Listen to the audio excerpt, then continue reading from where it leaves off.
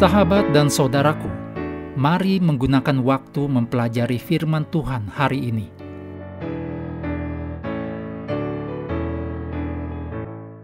Rabu, 30 April. Judulnya Antara Bumi dan Laut.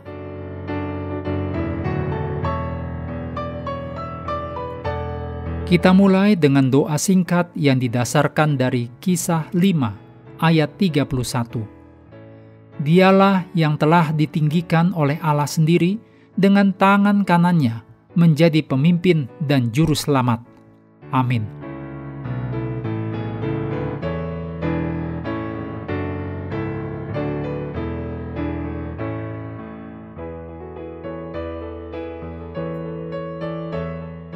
Gambaran bumi dan laut dalam Alkitab, khususnya untuk nubuatan, dapat memberi banyak pelajaran. Simbol-simbol bumi dan laut dalam nubuatan Alkitab sangat kontras satu dengan yang lain. Berikut ini adalah kutipan yang menyatakan secara simbolis, ketika bumi dan laut disandingkan, bumi seringkali mewakili dunia yang teratur, atau bahkan tanah Israel. Sementara laut mengacu pada bangsa-bangsa kafir yang mengancamnya, seperti laut mengancam bumi. Demikian dituliskan oleh Patrice S. Neal dalam bukunya Orang-orang Kudus yang Dimeteraikan dan Kesengsaraan dalam Simposium on Revelation, halaman 260. Dalam pemikiran ini, bumi adalah tempat yang stabil, didirikan di atas pemerintahan Tuhan. Laut mewakili kekacauan bangsa-bangsa yang tidak stabil, yang dibangun atas kesombongan manusia. Kita bisa gunakan petunjuk bumi yang adalah untuk dunia yang teratur dan laut yang adalah untuk kekacauan dan ancaman bangsa-bangsa untuk memahami nubuatan di ayat-ayat berikut. Dalam Wahyu 12 ayat 15 dan 16 dituliskan, lalu ular itu menyemburkan dari mulutnya air sebesar sungai ke arah perempuan itu, supaya ia dihanyutkan sungai itu. Tetapi bumi datang menolong perempuan itu. Ia membuka mulutnya dan menelan sungai yang disemburkan naga itu dari mulutnya. Kemudian Wahyu 13 ayat 1 dan 11. Lalu aku melihat seekor binatang keluar dari dalam laut, bertanduk 10 dan berkepala 7. Di atas tanduk-tanduknya terdapat 10 mahkota, dan pada kepalanya tertulis nama-nama hujat. Ayat 11. Dan aku melihat seekor binatang lain keluar dari dalam bumi, dan bertanduk 2, sama seperti anak domba, dan ia berbicara seperti seekor naga. Perhatikan bahwa air dan bumi itu disejajarkan. Perhatikan juga bahwa naga menggunakan air untuk menganiaya wanita, yaitu gereja.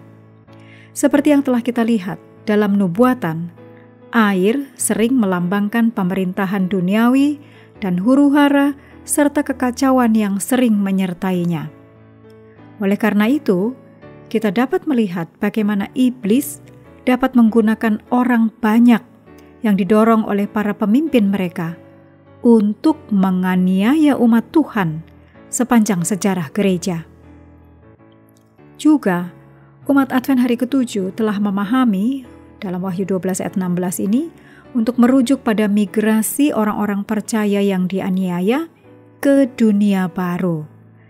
Jika pengertian kita tentang bumi dan laut benar, ini akan merujuk kepada berdirinya Republik Amerika. Apakah bumi dapat dimengerti sebagai sama dengan tanah perjanjian, yaitu tempat yang dikhususkan untuk umat Tuhan? Jika ya, maka itulah sebabnya binatang yang keluar dari bumi waktu pertama kali muncul terlihat seperti domba. Meskipun Amerika tidak pernah menjadi Israel baru seperti yang diinginkan oleh beberapa dari pendiri mula-mulanya, untuk waktu yang lama, Amerika telah menjadi tanah kebebasan beragama bagi jutaan orang yang tertindas secara agama di dunia. Sayangnya, binatang yang awalnya terlihat seperti domba ini suatu hari nanti akan berbicara seperti seekor naga. Dicatat dalam Wahyu 13 ayat 11. Amerika Serikat yang selama ini menjadi mercusuar kebebasan beragama bagi yang teraniaya akan menjadi penganiaya agama yang terkemuka.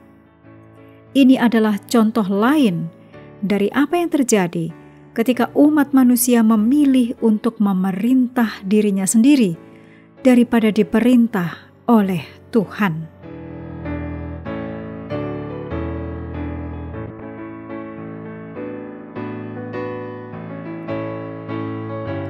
Mengakhiri pelajaran hari ini, mari kembali ke ayat inti, Mazmur 46 ayat 11. Diamlah dan ketahuilah bahwa akulah Allah. Aku ditinggikan di antara bangsa-bangsa, ditinggikan di bumi.